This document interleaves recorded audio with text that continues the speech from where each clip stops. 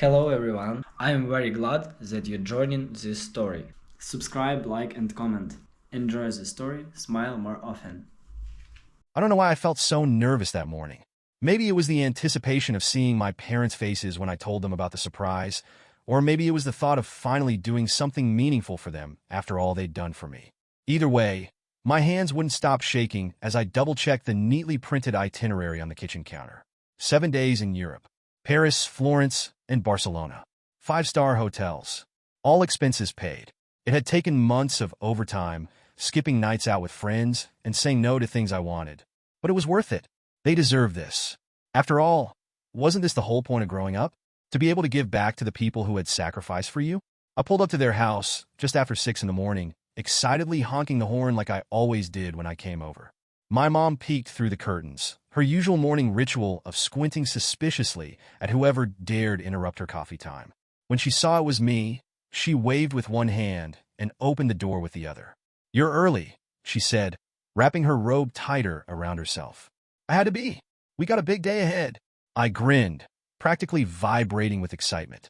She raised an eyebrow. "Big day? What's going on?" I glanced toward the stairs, waiting for my dad to come down. He wasn't exactly a morning person, so I knew he'd be trudging down soon, looking for his first cup of coffee. "You'll see. Where's Dad?" "Sleeping, as usual," she muttered. "You want coffee while we wait?" "No time for coffee. Go get him. I've got something huge to tell you both." Her eyebrows shot up, but she turned and called up the stairs. "Tom, your child is here, and apparently it's urgent." By the time they were both sitting at the table, yawning and looking mildly annoyed, I could barely contain myself. I pulled out the envelopes I'd tucked carefully into my bag the night before and slid them across the table. "What's this?" my dad asked, squinting at the paper like it might explode. "Open it." They exchanged confused glances before tearing into the envelopes.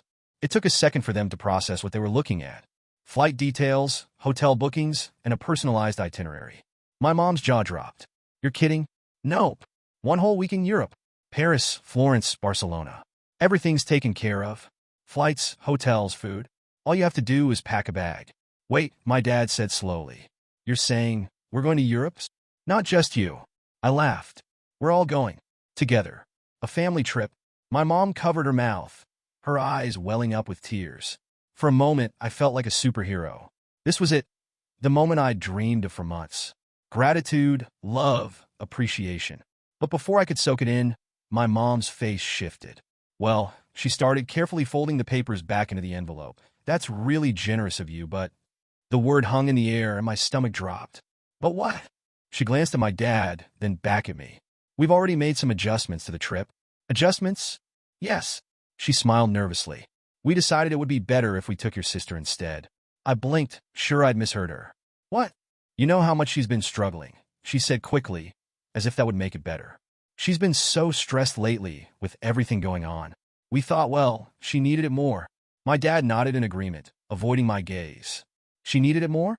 I repeated, my voice quieter now. "It's not personal," my mom added. "But she's been so down lately, and this trip, it could really help her recharge." I sat there, staring at the two people I'd just bent over backward to surprise, as they casually dismantled everything I'd worked for. They didn't even seem to notice the look on my face. When I finally spoke, my voice was calm.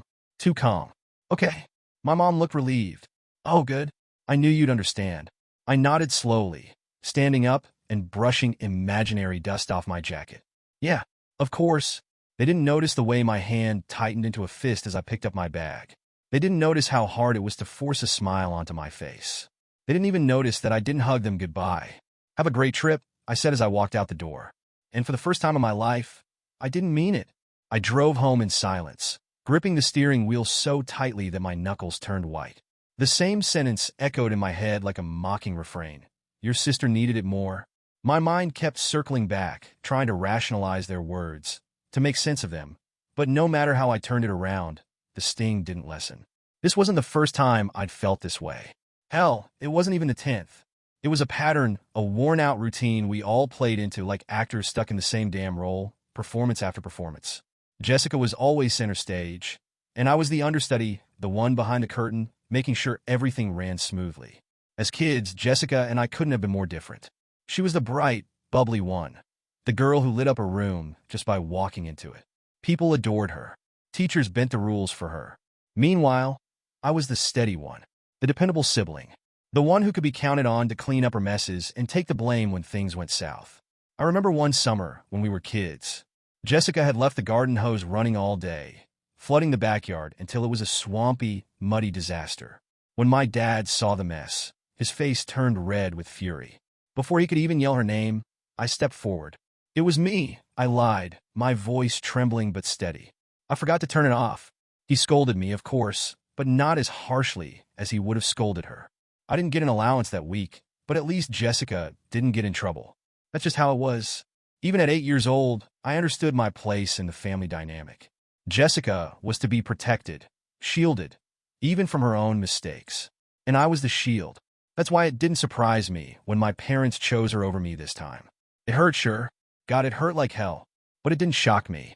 I'd seen this movie before. The script never changed. Jessica had always been the one who needed more. More time, more attention, more help. When she flunked out of her first college class, my parents brushed it off like it was no big deal. It's just one class, they said, like failing was some rite of passage. When I got promoted at work and called home to share the news, my mom barely acknowledged it before pivoting to Jessica's latest crisis. It was always something with her. A bad breakup, a job she didn't like, a new hobby she wanted to pursue but couldn't afford.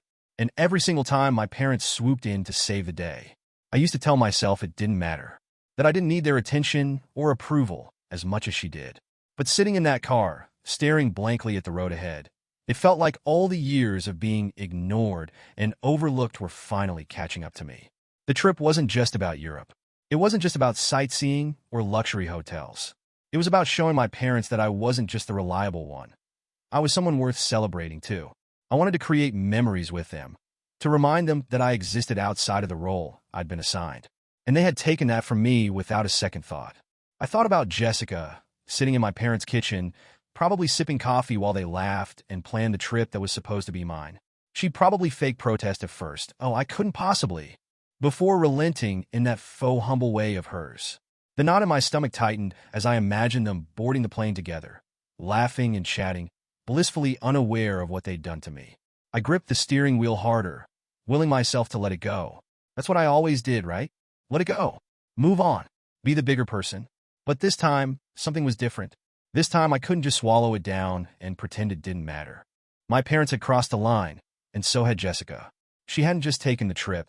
She'd taken the recognition, the love, the gratitude that was meant for me. And the worst part? None of them even noticed. By the time I pulled into my driveway, the resentment had morphed into something sharper, something colder. I wasn't just angry, I was determined. Let them have their trip. Let them laugh and toast their wine glasses in Paris, stroll through Florence, and take cheesy photos in Barcelona. Let them think they'd gotten away with it. They had no idea what I was capable of.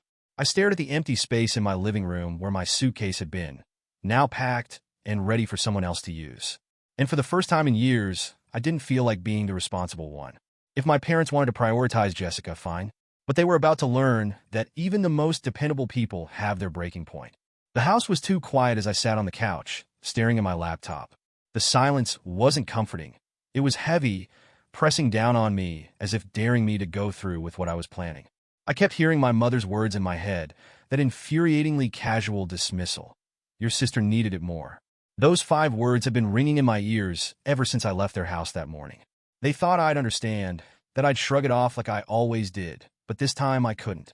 Not again. I pulled up the travel itinerary I had spent months perfecting. It was all there. Flights, hotels, prepaid activities. Every detail meticulously arranged to give my parents an unforgettable experience. It was supposed to be my way of saying thank you for everything they'd done for me, a way to create memories we'd all cherish. But now it wasn't my trip anymore. Jessica was going in my place, and I was expected to smile about it. As I stared at the itinerary, my mind raced. I wasn't looking for revenge. At least, that's what I told myself.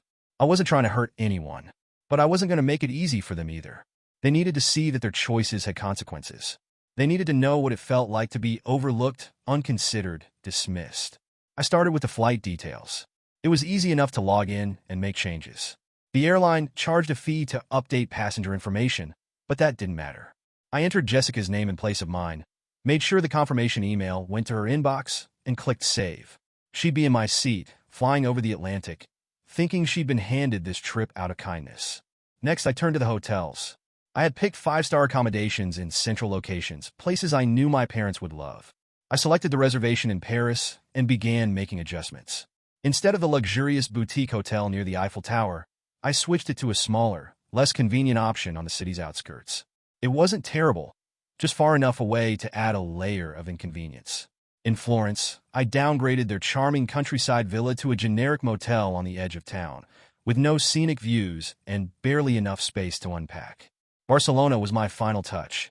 Instead of the elegant waterfront hotel I'd originally booked, I reserved a budget hostel in the city center, known for its noisy late-night crowds. I leaned back, staring at the screen. The changes weren't drastic, but they were enough to tarnish the experience. It wasn't sabotage, it was a quiet statement. They'd still get their trip, but it wouldn't be the dream vacation they had imagined. Then came the excursions. I had splurged on guided tours, private tastings, and cultural experiences to make the trip special. Now, I carefully altered the reservations. The guided tour of the Louvre became a general admission ticket, with no guide to explain the significance of the art. The cooking class in Florence was rescheduled to a remote location, miles away from their motel, with no transportation included. The flamenco show in Barcelona was moved to an awkward time that would conflict with their dinner plans. My hands shook as I typed. Part of me felt exhilarated, like I was reclaiming some of the power I had lost over the years. Another part felt hollow, like I was crossing a line I couldn't uncross. But I kept going. I wasn't doing this out of malice. I wasn't ruining their trip, just reshaping it. Enough to make them think, enough to make them notice. The last thing I did was update the emergency contact information on their travel account. I called the agency and calmly provided Jessica's phone number instead of mine. That way, if anything went wrong, she'd be the one fielding the calls, not me. Let her handle the last-minute chaos. Let her be the responsible one for once. When I hung up the phone, I felt an odd mixture of satisfaction and unease. I'd done it. The pieces were in place. But now that it was out of my hands, I couldn't stop second-guessing myself. Was this really what I wanted? Was it enough? Would they even notice what I'd done? Or would they brush off the inconveniences like minor bumps in the road? I paced the living room, trying to quiet the storm inside my head. I kept telling myself this wasn't about revenge. It was about standing up for myself. For years, I had swallowed my pride, played the bigger person, and let them put Jessica first. This wasn't petty. It was justice. Or at least that's what I wanted to believe. As the hours passed, my doubt turned to determination. My parents and Jessica would be boarding their flights soon, blissfully unaware of the small changes I'd made. I could picture them sitting in the terminal, chatting excitedly about the adventure ahead. Maybe they'd think of me in passing, feel a twinge of guilt for how they'd treated me. Or maybe they wouldn't. It didn't matter. For the first time in my life, I wasn't playing the role they'd assigned me. I wasn't the fixer, the helper, the one who quietly faded into the background. This time, I was the one in control. I sat back on the couch and exhaled slowly. If they wanted to choose Jessica over me, fine. But they were about to learn that even the most reliable person has their limits. Let the trip begin. The airport buzzed with the usual chaos of rolling suitcases, announcements over loudspeakers, and passengers darting toward their gates. My parents and Jessica, giddy with excitement, navigated their way through the crowd, oblivious to the changes I had made. I wasn't there, of course. I was at home, sitting on my couch with my laptop open, tracking their flight online. When I saw the little plane icon take off and head east over the Atlantic, I leaned back and let out a slow breath. The wheels were officially in motion. For them, it was the start of a grand adventure. For me, it was the start of something far more satisfying. When they landed in Paris, I could imagine their excitement. Jessica had probably plastered social media with pictures of the view from the plane, the glossy airport, and maybe even a poorly framed selfie with my parents. She always had a knack for turning even the most mundane moments into dramatic, attention-grabbing posts. It wasn't long before I got my first update. My mom sent a photo to the family group chat of the three of them, standing in front of Charles de Gaulle Airport, all smiles. "We made it," the caption read. I stared at the photo for a moment, my thumb hovering over the keyboard. For a second, I felt a pang of guilt. They looked so happy, so unaware of what was waiting for them. But then I remembered the dismissiveness in their voices, the way they had brushed me aside like I didn't matter. So I typed back, "Have fun," and left it at that. It didn't take long for the first crack to appear. The hotel in Paris had been a masterpiece of planning on my part originally. A boutique gem near the Eiffel Tower, with elegant rooms, French pastries for breakfast, and a concierge who spoke fluent English. But after my adjustments, they arrived to find a very different experience. My mom's next message came through about an hour after they should have checked in. Strange. They say they don't have our original reservation. We're in a room, but it's not what you booked. Was there a mix-up? I read her text, imagining the scene. My parents standing at the front desk, confused, while Jessica lounged in a chair, scrolling through her phone, oblivious. I could picture the receptionist, trying to explain in broken English that this was the only room available, and my parents nodding politely, trying not to cause a fuss. I didn't respond right away. Instead, I let the silence sit, giving them time to process the situation on their own. When I finally replied, it was with calculated vagueness. That's odd. Everything should have been set. I'll check the details on my end. I didn't. Instead, I closed the group chat and opened their hotel's website. The room I downgraded them to wasn't terrible. It was clean, functional, and far from the luxurious suite they had expected. But it was small, cramped, and lacking the charm they'd undoubtedly anticipated. I wondered how long it would take before the cracks turned into full-blown frustration. My mom hated being inconvenienced, and my dad wasn't exactly known for his patience. Jessica, on the other hand, was probably too caught up in taking selfies to notice the difference. The next update came later that evening. My mom's message was shorter this time. Her tone clipped. The room is fine, but it's not what we expected. Jessica says it's okay. Of course, Jessica said it was okay. She wasn't the one who had spent months planning, saving, and dreaming about this trip. She had no idea how much effort had gone into creating the perfect experience, only to have it snatched away. I felt a grim sense of satisfaction reading her words. It wasn't the kind of satisfaction that made you smile or feel good about yourself. It was deeper, darker, more complicated. It was the kind of satisfaction that came from finally taking control, from saying, without words, you don't get to treat me like this anymore. As the first day unfolded, I stayed glued to my phone, checking for updates, but keeping my responses sparse. My parents and Jessica explored Paris, posting pictures of the Eiffel Tower and the Seine, but there was an edge to their messages. I could feel it creeping in even through the screen.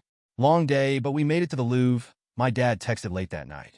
Tomorrow, we have to wake up early for the next activity. I smirked. That next activity was the self-guided Louvre ticket I had swapped for their private tour. I pictured them wandering aimlessly through the massive museum, overwhelmed by the crowds and the lack of guidance. The thought made me pause. Was this too much? Was I turning into the villain of my own story? I shook the thought away. This wasn't about ruining their trip. It was about making a point. They needed to understand what it felt like to be overlooked, taken for granted. If it took a few bumps in the road for them to see that, so be it. As the first day of their trip came to an end, I sat on my couch, scrolling through their updates one last time. The guilt that had flickered earlier was gone now, replaced by a quiet resolve. This was only the beginning. Paris was supposed to be magical for them. The city of love, of light, of grandeur. And on the surface, it might have seemed that way. The pictures they sent to the group chat painted a picture of happiness. Jessica posing under the Eiffel Tower, my mom holding a baguette on a park bench, and my dad squinting awkwardly at the camera in front of Notre Dame. But the cracks were forming. The first real complaint came on their second day. We missed the morning tour, my mom texted. The tickets you booked were for 7 a.m. Who makes a reservation that early? I could almost hear her voice, sharp with irritation. She wasn't a morning person, and neither was Jessica. My dad probably hadn't helped matters, grumbling as they dragged themselves out of bed. I imagined them stumbling into the Louvre, bleary-eyed and annoyed, only to be overwhelmed by the massive crowds and lack of guidance. I debated how to respond. Should I feign ignorance, offer an insincere apology, or simply let the silence speak for itself?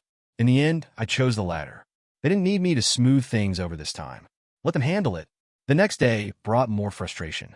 This time it was their hotel in Florence. They don't have a reservation for us at the original place, my dad wrote in the chat, his tone less patient than before. We're at some other motel now. It's fine, I guess, but not what we were expecting. Fine. That word again. They'd used it in Paris too. It was becoming their default response, a flimsy attempt to mask their growing disappointment. Jessica chimed in a few minutes later with her own message. Ugh, this place is so far from everything. We had to take a cab just to find somewhere to eat. This trip is starting to feel like work. Her words made me pause. Work. The trip I had planned, the one that was supposed to be a gift, was now a burden for her. I should have been angry, but instead I felt vindicated. If she wanted to see what it felt like to deal with inconvenience, then so be it. By the third day, the strain was beginning to show. The cooking class I had moved to a remote location turned into a logistical nightmare for them. My dad's message was clipped and frustrated. Who booked this? It's 2 hours away, and the directions aren't clear. We're going to skip it. Not worth the hassle. I stared at the message for a long time, imagining them standing in some unfamiliar square, maps in hand, arguing about who should have figured it out sooner. My mom would blame my dad for not asking for help. My dad would mutter something under his breath about how he wasn't the one who booked it in the first place. And Jessica? She'd probably roll her eyes, scroll through her phone, and complain about how this wasn't the relaxing getaway she had envisioned. Their frustration was starting to boil over, and I wasn't surprised. My parents weren't the type to argue openly in public, but I knew them well enough to recognize when they were on the edge. The little barbs, the quiet sighs, the way they avoided eye contact. It was all there, simmering beneath the surface. Jessica, of course, made it worse. She'd never been good at hiding her discontent. This trip is so disorganized, she texted me privately. You should have planned it better. Her words hit a nerve, but I didn't respond. What would be the point? She didn't know how much I'd poured into this trip, how many late nights I'd spent researching and planning. She didn't know because she didn't care. As the days went on, the messages from my parents grew shorter and less enthusiastic. Missed our dinner reservation tonight, my mom wrote one evening. They didn't have our names down. Weird. Another unexpected charge on the hotel bill, my dad added the next morning. Might want to check with the booking site. Each little inconvenience chipped away at their excitement, turning what should have been a dream vacation into a series of minor disasters. And yet, they never directly blamed me. Not yet. By the time they reached Barcelona, the tension was palpable, even through their messages. Jessica's complaints had shifted from subtle gripes to outright annoyance. This place is so noisy, she wrote about the hostel. I barely slept last night. How did you think this was a good idea? I could picture her pacing the room, her voice rising as she vented to my parents. My mom would try to calm her down, but the cracks were too deep now. Even they couldn't deny that something was off. This isn't like you, my dad finally said in a private message. You're usually so careful with details. Did something go wrong? I stared at the message for a long time, my heart pounding. Did they suspect? Or was this just a moment of genuine confusion? In the end, I sent back a single reply. I don't know what happened. Everything was fine when I booked it. A half-truth, a lie of omission, but it was enough to keep them guessing. As I sat back on the couch, scrolling through their increasingly frustrated messages, I couldn't help but feel a grim satisfaction. This wasn't the dream vacation they'd imagined, but it wasn't a total disaster either. It was just uncomfortable enough to make them notice. Would they figure out what I had done? Would they see the invisible hand guiding their missteps? Or would they brush it off, too proud to admit that things weren't as perfect as they seemed? Only time would tell. It was early evening when my phone buzzed on the table, the screen lighting up with my mom's name. I'd been expecting this call, but when it finally came, my stomach still tightened. I let it ring once, twice, and then 3 times before answering. Hi, Mom, I said, keeping my voice neutral. Hi, sweetheart, she replied, her tone far less cheerful than usual. Do you have a second to talk? Of course. What's going on? There was a pause, the kind of pause that makes your mind race. I could picture her sitting in some cramped corner of their hotel room, glancing at my dad, trying to figure out the right words. Well, she began, I don't want to sound ungrateful, but this trip, it hasn't exactly gone the way we thought it would. There it was, the opening crack in the dam. Oh, I said lightly. What do you mean? Another pause. This time, I could hear the frustration creeping into her voice. For starters, the hotel situation has been a nightmare. Paris wasn't so bad, but this place in Florence as well, it's not what we expected. It's tiny, it's noisy, and it's so far from everything. I murmured, as if I were hearing this for the first time. That's strange. Everything looked perfect when I booked it. And then there was the cooking class, she continued. We had to cancel it because it was so far away. We wasted half the day just trying to figure out how to get there. I'm sorry to hear that, I said, keeping my tone measured. I don't know how that happened. Maybe the agency messed up some of the details. My mom let out a long sigh, and I could hear my dad muttering something in the background. He says the agency wouldn't make this many mistakes, she said. He thinks you might have been rushed when you made the bookings. Rushed? Of course. Because in their eyes, I couldn't possibly have done something like this on purpose. Well, I guess it's possible, I said, tilting my head as if I were considering the idea. Things were a bit hectic when I was finalizing everything. That's what I thought, she said quickly, as though she were eager to let me off the hook. But still, some of this is just odd. I leaned back in my chair, a small smile creeping onto my face. Odd how?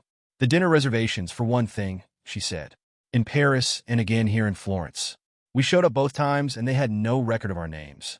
And then there was that issue with the extra charges on the hotel bill. It's like things are just off. I said again, my voice carefully neutral. That does sound frustrating. I wish I could help, but it's hard to fix things from here. There was a beat of silence on her end, and I could almost hear the gears turning in her head. You're sure everything was fine when you booked it? She asked, her tone shifting slightly. I hesitated just long enough to make her wonder. As far as I remember, yeah. But you know how these agencies can be. Sometimes they drop the ball.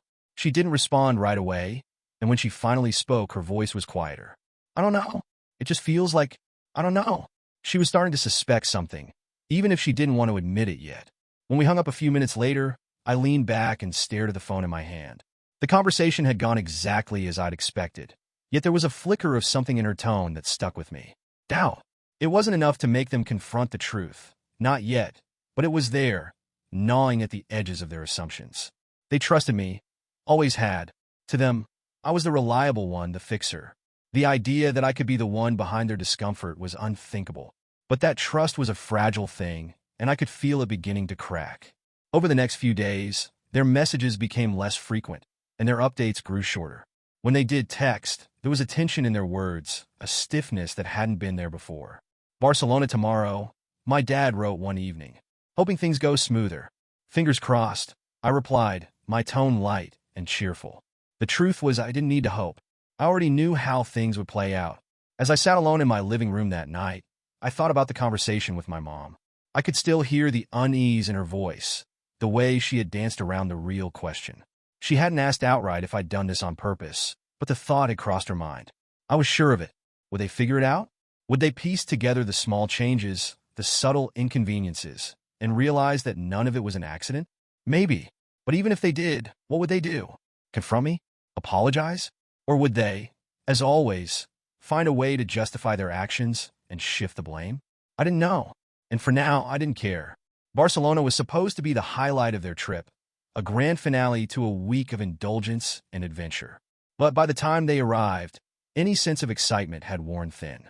Their messages had grown sparse, their tone clipped, and the photos they sent to the family group chat were less frequent and increasingly half-hearted. The first update from Barcelona came late that evening. A blurry shot of the hostel hallway, dimly lit with peeling paint on the walls. My mom's caption read, "We're here. Place is fine. Fine." Again, the silence after that was telling.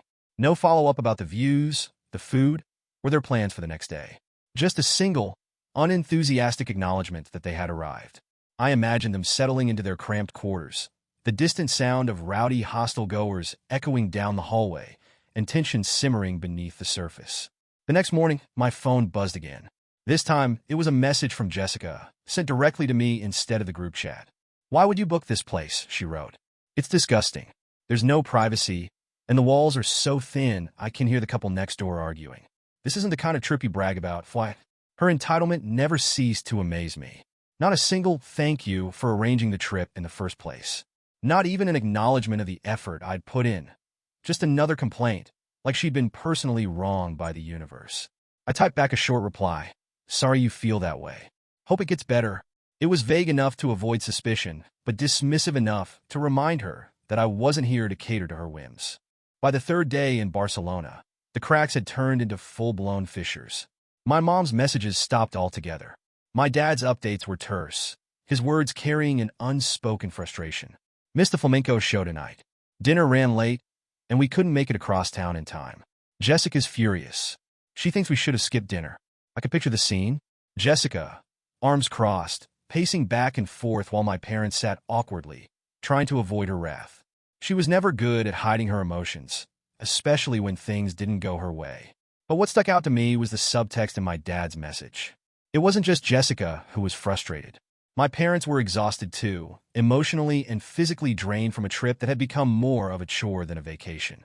That evening, I got the call I'd been expecting. My dad's voice was tight, his words clipped. "We need to talk." "What's up?" I asked, keeping my tone neutral. This trip, he said, pausing for a moment. It hasn't been what we expected. I let the silence stretch, waiting for him to continue. Your mother and I have been talking, he said finally. And we're starting to wonder if maybe this wasn't entirely the agency's fault. There was the suspicion that had been bubbling beneath the surface was finally rising to the top. What do you mean? I asked, feigning confusion. I mean, he hesitated, as though weighing his words carefully. I mean that some of these issues feel deliberate. I bit the inside of my cheek to keep from smiling. Deliberate? Why would anyone do that? I don't know, he said quickly. I'm not accusing you of anything, but it just doesn't make sense. The mistakes, the changes, it's like someone was trying to make things difficult. I didn't respond right away. Instead, I let the weight of his words hang in the air, letting him wonder what I was thinking. Finally, I said, I wish I could help, Dad, but I'm not there. I did my best to plan everything, and if things didn't work out, that's not on me. He sighed heavily. I know. It's just this trip has been harder than we thought. Later that night, I got another message, this time from my mom. Jessica's upset, she wrote. She feels like we haven't done enough to make this trip special for her. I laughed bitterly at the message. Jessica was upset? She felt like they hadn't done enough? The irony was almost too much to bear. I didn't reply. Instead, I sat back and imagined the conversation unfolding between them. Jessica, venting about how hard her life was, how she deserved this trip to be perfect. My mom, trying to console her while quietly fuming at the ungratefulness. And my dad, sitting in the corner, silently blaming himself for everything that had gone wrong. But there was something else I knew would come up, something they couldn't avoid any longer. The favoritism. The confrontation didn't happen right away, but I knew it was brewing. Years of unspoken resentment, of unacknowledged sacrifices and unequal treatment were finally coming to a head. And when it did, I wondered if they would finally see the truth, or if they'd keep pretending everything was fine. Could this confrontation repair the family, or would it tear them apart even more? As I stared at my phone, waiting for the next update, I couldn't decide which outcome I wanted more. The day they came back was overcast, the kind of gray, drizzly day that makes everything feel heavier. I sat by the window, watching raindrops slide down the glass as the clock inched closer to their arrival. My phone was silent. No texts, no updates from the airport, not even the obligatory "we landed" message. It didn't matter. I knew they'd be home soon, and when they walked through that door, the facade would crumble. By the time their car pulled into the driveway, I'd already set the stage. The house was spotless, the air warm with a faint smell of freshly brewed coffee. I wanted them to step inside and feel the sharp contrast between this calm, cozy space and the chaos they'd just left behind. The front door opened with a creak, and I turned to see them standing there, bags in hand, looking like they'd aged 5 years in a week. My mom's hair was pulled back in a messy bun, and my dad's usual easygoing expression was replaced by a grim frown. Jessica, trailing behind them, had her arms crossed and a scowl etched across her face. "Welcome back," I said, my voice bright and casual. "How was the trip?" My mom let out a short laugh, one that carried no humor. "Oh, it was eventful." "Eventful how?" I asked, tilting my head in mock curiosity. She dropped her bag on the floor and shot me a look I couldn't quite place. "You know how," she said. We sat down in the living room, the tension thick enough to cut with a knife. No one touched the coffee I'd made. My dad leaned forward, his elbows resting on his knees, while my mom sat stiffly on the edge of the couch. Jessica had taken the armchair, scrolling through her phone with exaggerated indifference. Finally, my dad spoke. "We need to talk about this trip." "Okay," I said, leaning back in my chair. "What's on your mind?" He hesitated, glancing at my mom before continuing. Something wasn't right. From the hotels to the excursions to the reservations, it was like everything was set up to go wrong.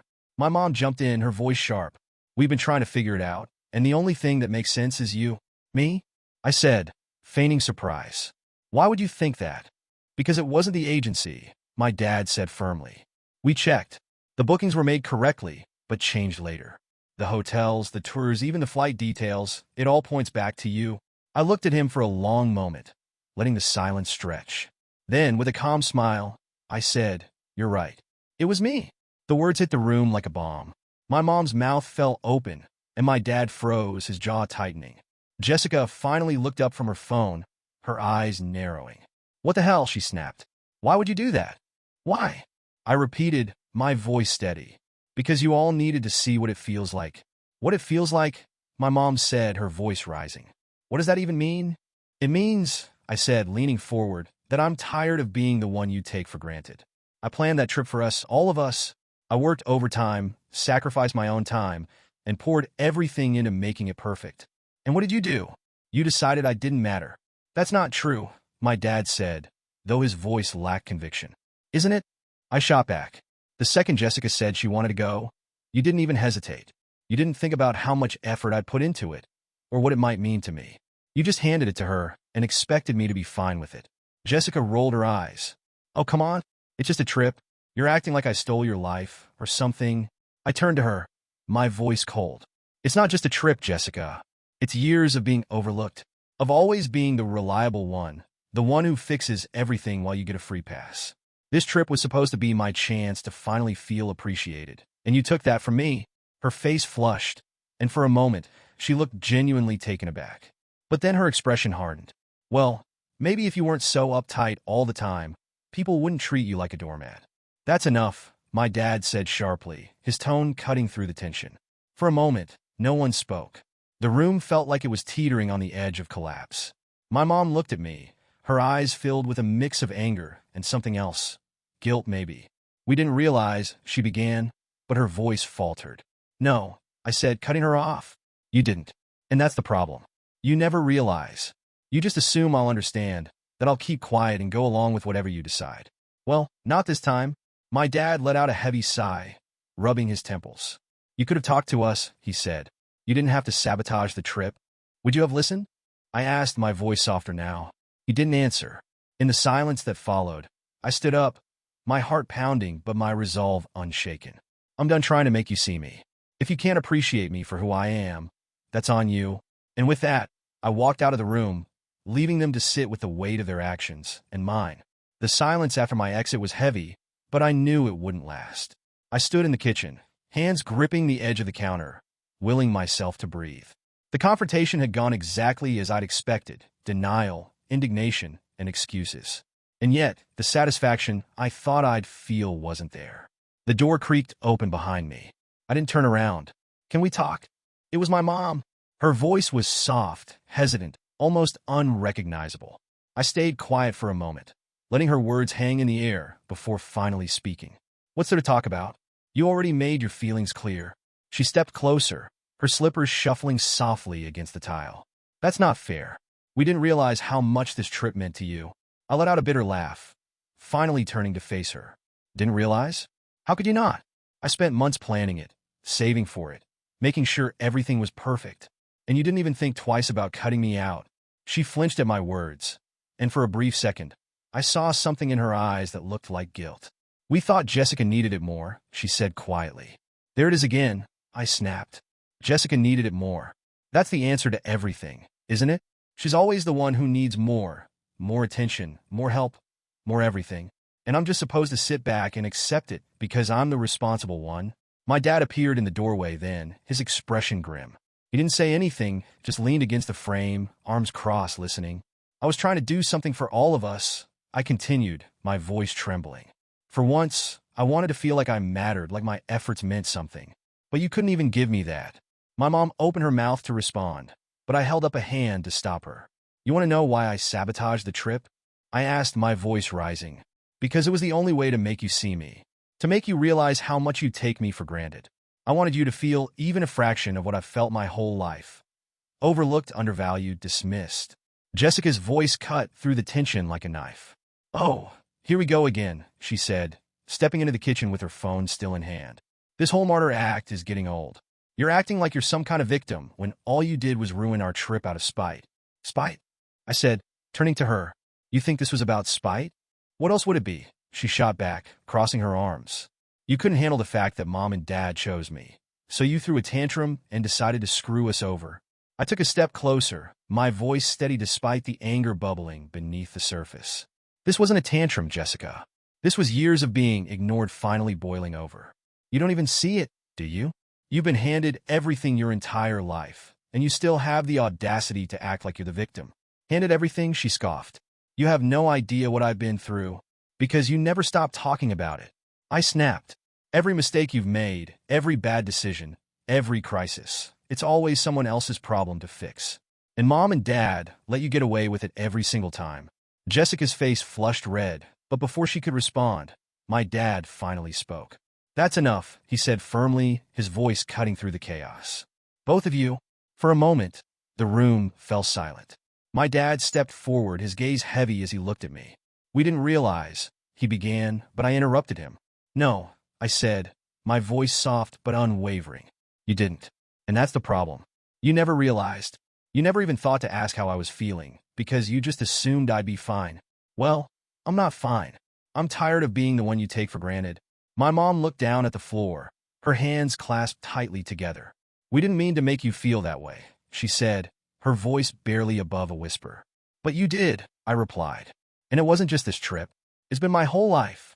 I've been the one holding everything together while you catered to Jessica, and I'm done pretending that doesn't hurt. Jessica rolled her eyes. Oh, poor you. Do you want a medal or something? Jessica, my dad said sharply, his tone carrying a rare edge of authority. She huffed and looked away, but she didn't say anything else. I took a deep breath, feeling the weight of my words hanging in the air. I didn't do this to hurt you, I said finally. I did it to wake you up, to make you see me, really see me for the first time. My mom looked up then, her eyes filled with tears. We do see you, she said, her voice trembling. We just didn't realize how much we were asking of you. And we're sorry. I wanted to believe her. Part of me even did. But another part of me couldn't help but wonder if this apology was just another Band-Aid, another way to smooth things over without really changing anything. Was I justified in what I'd done? Had I gone too far? I didn't know. And as I walked out of the room, leaving them to sit with the aftermath, I realized that maybe they didn't know either. The house was eerily quiet the next morning, the kind of quiet that feels more like a weight than a relief. I'd slept fitfully, the echoes of the previous night's confrontation playing on a loop in my mind. The words I'd said, the tears in my mother's eyes, the anger in Jessica's voice, it all lingered unresolved. I stepped into the kitchen, expecting to find my parents sitting at the table, nursing cups of coffee like they always did after a long trip. Instead, the room was empty. The half-empty coffee pot on the counter suggested they'd been there earlier, but now the space felt abandoned, like they'd retreated into their separate corners to process everything. It didn't surprise me. Last night had been a lot for all of us. I sat down at the table, staring out the window as the gray light of the overcast day seeped into the room. My phone buzzed on the counter, but I ignored it. I didn't need to see whatever passive-aggressive message Jessica had probably sent. Instead, I replayed my words in my head, trying to decide if they'd been justified. I wanted you to feel even a fraction of what I've felt my whole life. Overlooked, undervalued, dismissed. It had felt good to say it at the time, necessary even, but now, in the harsh light of day, it felt hollow. As much as I wanted to believe that my family had finally heard me, finally understood the pain they'd caused, I couldn't shake the doubt creeping into the back of my mind. Would anything really change? The sound of footsteps broke through my thoughts. I looked up to see my dad standing in the doorway, his shoulders slumped, a mug of coffee in his hand. He hesitated for a moment before stepping into the room, sitting across from me at the table. "Morning," he said quietly. "Morning." We sat in silence for a while, the air between us thick with unspoken words. Finally, he cleared his throat. "Your mom and I have been talking," he said, his voice cautious. "About everything, and—" He sighed, setting his mug down. "We didn't handle things the way we should have. We should have thought about how this trip would affect you, about what it meant to you. We didn't, and that was wrong." I waited, letting his words sink in. "But," he continued, and I felt my chest tighten. "You have to understand, we didn't mean to hurt you. We were trying to do what we thought was best for Jessica, and—" "There it is," I said, cutting him off. "The excuse. The justification. We didn't mean to hurt you. Do you think that makes it better?" His face fell, and for a moment I almost felt bad. Almost. "Dad," I said, my voice softer now, "I don't need another excuse. I need you to own what you did. All of it. Not just the trip, but everything. The years of putting Jessica first, of expecting me to be okay with being second. I need you to see it for what it is." He looked at me, his eyes heavy with something I couldn't quite place. Guilt, maybe, or regret. "I do see it," he said quietly. "But I don't know how to fix it." Before I could respond, my mom walked in, her expression tired but resolute. "You start by listening," she said, sitting down beside him. She turned to me, her eyes searching mine. "We're sorry," she said. "Truly. For all of it. For everything we didn't see. And everything we didn't say. I don't know if it's enough, but I need you to know that we hear you now." The sincerity in her voice caught me off guard, and for a moment I didn't know what to say. Jessica entered the room then, breaking the moment. She looked from me to our parents, her lips pursed in a tight line.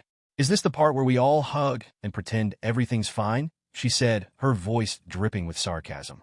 "Jessica," my mom said sharply, but she waved her off. "No, really," Jessica continued, her arms crossed. "Let's all bow down to Saint Protagonist for sacrificing so much while the rest of us just lived our lives." "That's enough," my dad said, his tone firm. Jessica scoffed, shaking her head. "Whatever. I'm done with this." She turned and walked out, leaving the rest of us in silence. I stood up then, the weight of everything too much to bear. "I need some air," I said, heading for the door. Outside, the rain had stopped, but the sky was still heavy with clouds. I walked to the edge of the driveway, staring out at the quiet street, my thoughts a jumbled mess. My parents' apology had been sincere, but was it enough? Jessica's reaction hadn't surprised me, but it still hurt. And as much as I wanted to believe that things could change, a part of me knew that some fractures never fully heal. I stood there for a long time, letting the cool air wash over me. When I finally turned back toward the house, I didn't feel closure. I didn't feel peace. But I felt something else. Freedom.